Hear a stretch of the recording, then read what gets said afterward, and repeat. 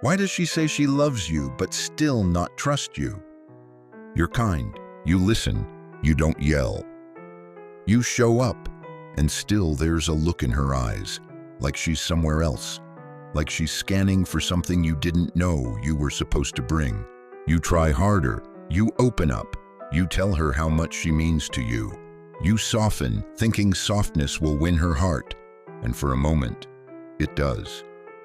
But then the pullback, the disconnection, the confusion. She says she's just tired or stressed, but you can feel it, that strange growing gap between being loved and being respected. You start to ask yourself questions you never thought you'd ask. What am I doing wrong? Why does giving more make her feel less close? Why does it feel like the more I try to be good, the more I lose her? You don't realize it yet, but you're not losing her because you're not emotional enough. You're losing her because your emotions have no spine beneath them. She doesn't want your pain exposed like a wound that never closes. She wants to know that you feel, but that you can hold what you feel, without crumbling, without pleading, without turning her tests into your confessions. What she's really looking for is the one thing you've been taught to kill in yourself. Inner structure, not dominance, not bravado, but a kind of masculine gravity that doesn't shift with her moods. And until you return to that, not with performance, but presence, you will keep wondering how someone can love you and still never fully relax in your arms. You were never told what trust feels like. You were taught how to be liked, how to be pleasing, how to make yourself safe in someone else's world, but no one taught you how to carry your own. So when she looks at you with that distance in her eyes, when her warmth fades, when her tone shifts, when her body stays but her presence withdraws, you think, I must have failed her emotionally, and so you speak. You try to fix it with words, with apologies, with openness. But here's the truth no one dares to say out loud. She doesn't need more of your emotions. She needs to feel that your emotions don't control you. She's testing you, but not because she's cruel. She's testing you because her biology is older than your understanding of love. She's not looking for sweetness. She's looking for structure, and what you call love, she sometimes feels as instability. Because if your love costs you your clarity, if your affection comes with self-erasure, if your gentleness is born from fear of losing her, then it's not love she's feeling. It's burden, not because she's ungrateful, but because she was never meant to lead the structure of love. She was meant to fill it, to flow within it, not to build it while you wait for approval at the door. That's the slow death of polarity, when the man becomes the river and the woman has no shore to push against. When the energy that once grounded her now mirrors her uncertainty. When you stop holding the line, not against her, but for both of you. And that's what you've forgotten, not how to feel, but how to stand. This isn't new. What you're living through isn't a modern mistake. It's an ancient pattern resurfacing. Every culture, every era, every myth has warned of this moment. The moment when the masculine forgets its form and the feminine, untethered, rushes in to fill the void. Not because she wants to, but because nature despises emptiness. When you, as a man, lose your spine, not your body, not your ambition, but your spine, the world around you doesn't pause. It adapts. And the feminine, in its raw, uncontained state, is not evil. It is chaos, powerful, emotional, shifting like water, like fire. Beautiful, yes, but only when it is held. Only when it is respected by something that does not move. You've been told that to lead is oppressive, that to stand firm is arrogance, that your clarity is violence and your structure, tyranny. But what they didn't tell you is this: when you step back to be more accepting, you create the very thing you thought you were preventing: instability. Because emotion cannot lead reason. Flow cannot replace form. The wave cannot shape the ocean floor. It needs the floor. It needs you. When you retreat from your own principles, when you betray your own truth just to be received, you leave her, not comforted, but burdened. She may not say it. She may not even understand it. But a woman does not want to become the structure. She only does it when the man disappears. And that disappearance, that's what Aristotle feared. Not women, but the silence of men. The soft, agreeable surrender of masculine presence in the face of emotional pressure. He saw what happens when men confuse kindness for passivity and confuse flexibility for virtue. He saw what it does to relationships, to civilization, to the human soul. And now you are living inside that prophecy. You didn't become this way overnight. You didn't wake up one morning and decide to trade your spine for softness. It was slow. It was subtle. It began the first time you were praised for being nice, but punished for being firm. The first time someone told you your strength was too much, your anger inappropriate, your intensity a problem to be fixed. So you adapted. You learned to keep the peace by silencing yourself. You learned to earn love by removing your edges. You became agreeable, attentive, emotionally available. But underneath it all, quietly terrified. Terrified that if you ever truly stood your ground, you'd be left. And in that fear, you became a performer, not a man, but a role. A well-rehearsed mask of understanding, apology, restraint. You don't speak to be heard anymore. You speak to be safe. You don't feel to connect. You feel to prove that you're not like the men they said were dangerous. But here's the brutal truth. A man who performs for love will never feel truly loved, because somewhere in her body she knows she's not loving you. She's loving the version of you that's shaped by fear. And that fear, it leaks into everything. Your words, your posture, your silence, your sex. She can feel it all, even when she doesn't say a word. You think she's drifting because you're not emotional enough. But she's drifting because your emotions are unmoored. They spill everywhere, without weight, without edge, without center. You try to share your pain, thinking it will bring intimacy, but pain without containment doesn't invite love. It invites exhaustion. She doesn't need you to bleed to be close to her. She needs to feel that you can hold your own blood, that you can stand in the fire. Not flinch, not collapse, not perform. That is what creates trust, not your vulnerability, your capacity to stay rooted while being vulnerable. Without that, your openness feels like a plea, and nothing makes her pull away faster than the sense that you're offering yourself, not as a partner, but as a project. You think she's being dramatic. You think she's overreacting, picking a fight, looking for something to control. But what if she's not? What if she's testing something deeper, something even she doesn't fully understand? She doesn't say it out loud. She might not even realize she's doing it, but her body is asking a question your words can't answer.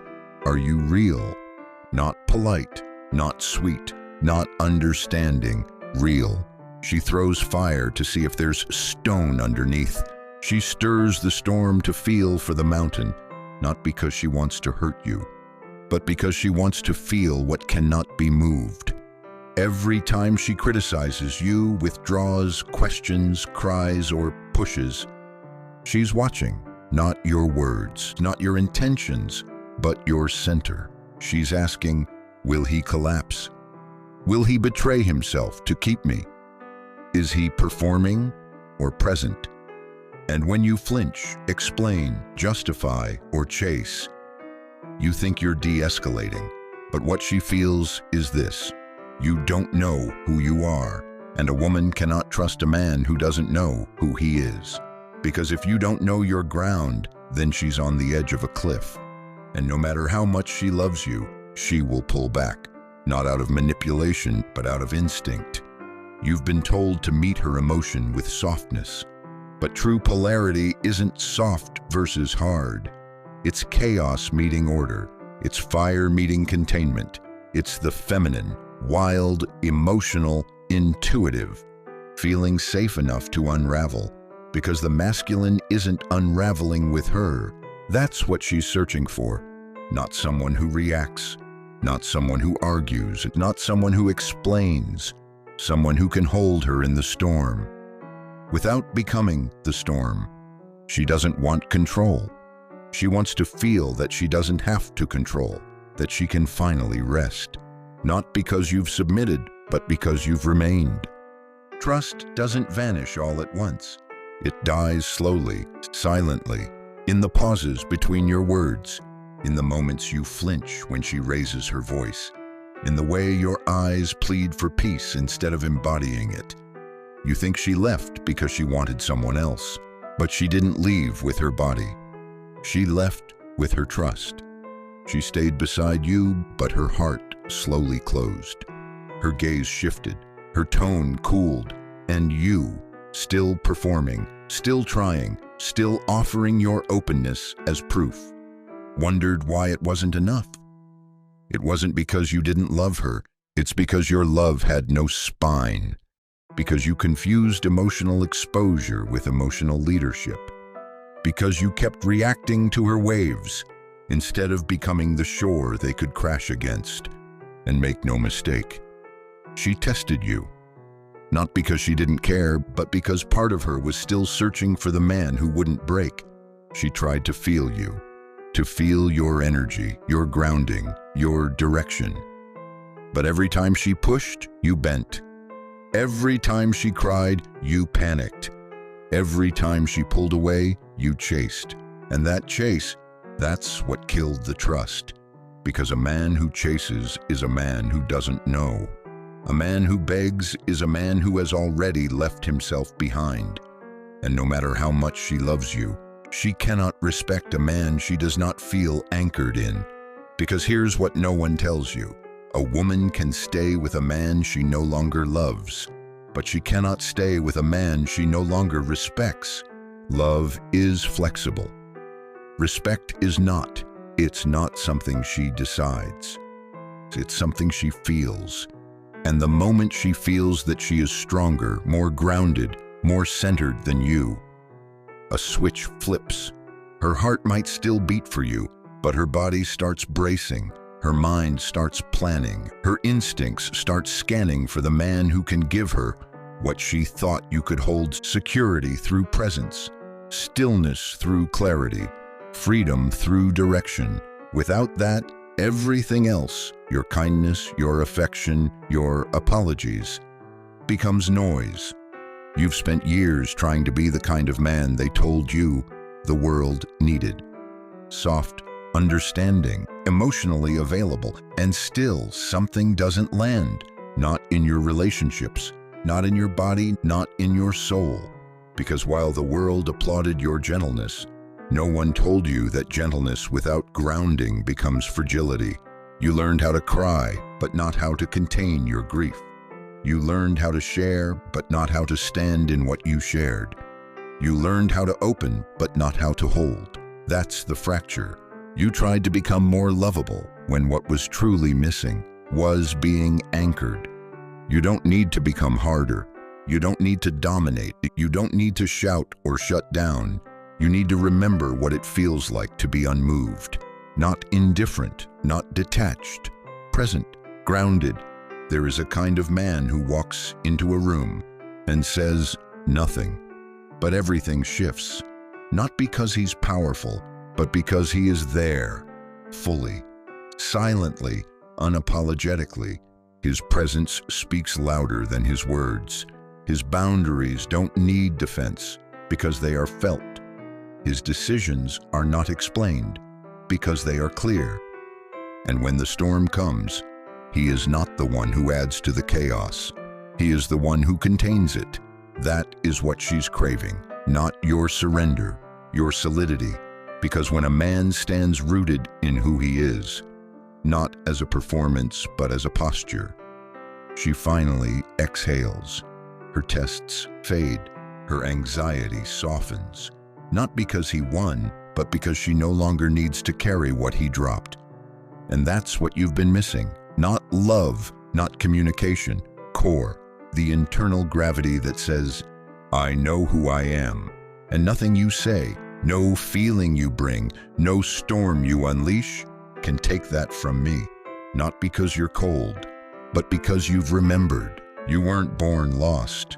You were made that way, not by your own failure, but by a culture that benefits when you forget who you are, a system that doesn't want strong men. It wants agreeable ones, predictable, pliable, silent.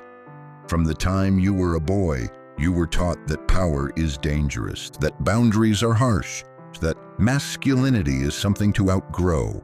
So you learned to dim, to shrink, to soften your edges until they disappeared entirely. You were told, be more sensitive, be less aggressive, don't be like those other men. But no one told you this. A man who is ashamed of his own gravity becomes easy to control. You stopped trusting your instincts because they labeled your instincts as toxic. You started asking for permission to feel solid. You began apologizing for your presence, and little by little, you traded your internal compass for a script someone else wrote for you. And what does that bring? Exhaustion, resentment, loneliness in rooms full of people, a quiet grief that follows you into every relationship. Because deep down, you know you've betrayed something sacred, not in her, but in you. And that's the lie, that's the trap. Not that you've failed as a man, but that you stopped being one by trying to become what everyone else told you was acceptable. They told you that if you just cared more, listened more, felt more, you'd be chosen, you'd be loved. But what they didn't tell you is that approval is not respect, and a woman may love a man she doesn't respect, but she cannot trust him, not deeply, not with her full self, because she doesn't feel held, not by your arms, by your presence. And no matter how much she smiles, no matter how much she says the right things, her instincts are ancient. She knows when a man is centered, and she knows when a man is performing. You don't need to become someone new. You don't need to hustle for worth, prove your value, or earn back your place. You need to remember, there is a man inside you. Not perfect, not polished, but present, untamed, yet deeply trustworthy. Strong, not because he dominates, but because he refuses to disappear. That man was never broken, only buried, under years of conditioning, under layers of shame, under the constant pressure to be less than what you are. So you'd be more acceptable to people who never saw you in the first place. But now, something stirs. Not in your mind, in your chest. A quiet fire, not loud, not angry, but steady. It's the part of you that remembers how to stand when everything shakes, that knows silence can be strength, that presence can lead without a word, that a woman's chaos is not your enemy. It is her way of searching for your center, and when she finds it, when she feels it, her entire body exhales. Not because you've overpowered her, but because you've finally shown her that she doesn't have to lead anymore. She doesn't want to be the structure, she wants to feel safe within it. She wants to soften, to feel, to trust. But only when she knows that your ground isn't made of sand. And so the question returns to you, not how do you make her stay, not how do you get her to trust you again, but what would it feel like to stop chasing approval and start living as if you never needed it in the first place? Because that man, the one who speaks truth without aggression, who feels deeply without losing form, who leads without domination, he's not a fantasy, he's you. Before the noise, before the apology, before the forgetting, and the world doesn't need more men seeking permission to exist. It needs more men who have come home to themselves. You are not broken, you are not too late, you are not beyond the reach of your own fire. You are waking up, not from sleep, but from surrender. not from laziness, but from forgetting. You've been walking through life as a man half remembered, chasing connection, offering your soul in fragments, hoping someone would piece you back together. But no one can do that for you. Not your partner, not your parents, not your friends. Because what you lost was never outside of you. It was your center. The spine that doesn't flinch when tested. The eyes that don't search for permission. The presence that doesn't ask to be respected, because it is. That's the man the world is starving for. Not louder, not tougher, just rooted. Rooted in truth. Rooted in clarity. Rooted in the quiet authority of someone who no longer performs. So let this be the moment, not of transformation, but of return. You don't need more advice. You don't need more strategies. You don't need to wait until you're perfect. You need to stand, now as you are, spine intact, breath steady, heart open, but not bleeding out for approval. Let the world adjust to the weight of your presence. Let her emotions rise, not to test you, but to feel you. Because when she finally feels that you are unshakable, not rigid, but centered, she won't have to protect herself anymore. She will soften, not because you demanded it, but because your groundedness gave her permission to finally rest. And when that happens, when your strength meets her surrender, when her chaos meets your calm, polarity returns, love deepens, trust is reborn. Not as performance, but as presence, so stand, not above her, not below her, but as the man you were always meant to be, firm, clear. The world needs you, she needs you, but most of all, you need you.